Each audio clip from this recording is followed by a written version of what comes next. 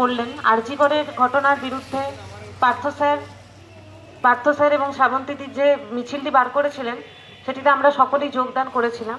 তো সেই ভিত্তিতেই আমি কিছু জিজ্ঞেস করব পার্থ স্যারকে। আরজি কর ঘটনার পরিপ্রেক্ষিতে অন্যের স্বাধীনতা খর্ব করা এটা একটা মহাপাপ। এটা আমরা কিভাবে বন্ধ করব? আপনার কি মতামত সেটা যদি একটু বলেন।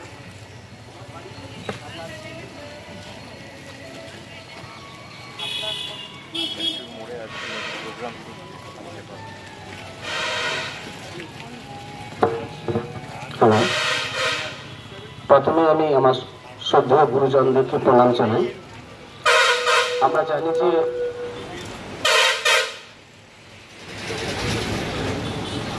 গত কয়েকদিন ধরে ঘটে চলা আরজি কর কাণ্ডের বিষয়ে আমরা ভীষণভাবে মর্মাহত।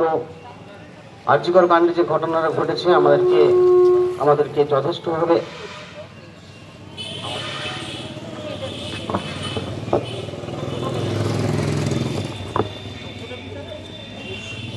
তো আমরা আরজি কর কাণ্ডের বিষয়ে অবগত হওয়ার পর একটা সিদ্ধান্ত নিই যে এর একটা প্রতিবাদ হওয়া দরকার। বাড়ির মা বোনেদের সুরক্ষার জন্য, আমাদের ভবিষ্যৎ প্রজন্মের সুরক্ষার জন্য এর একটা প্রতিবাদের দরকার আছে। আমাদের সঙ্গে প্রাথমিক অবস্থায় কেউই ছিল না। আমার স্ত্রী শ্রাবন্তী যথেষ্ট তৎপরতার সঙ্গে কেউ থাকুক না থাকুক আমরা দুজনেই বেরোবো এরকম একটা মনোভাব নিয়ে আমরা প্রথমে শুরু করেছিলাম।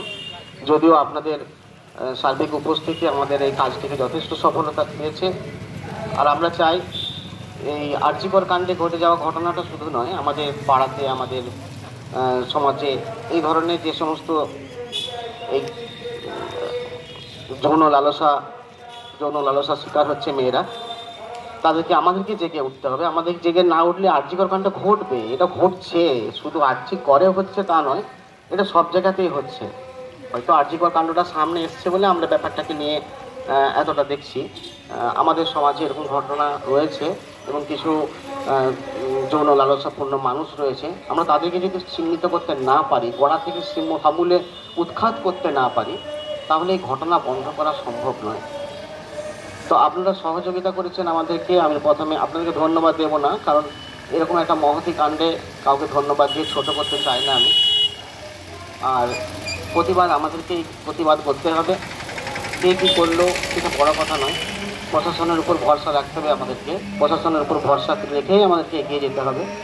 আগামী দিন যাতে এরকম কাণ্ড না ঘটে বা এই ধরনের ঘটনা না ঘটে আমরা আপ্রাণ চেষ্টা করব।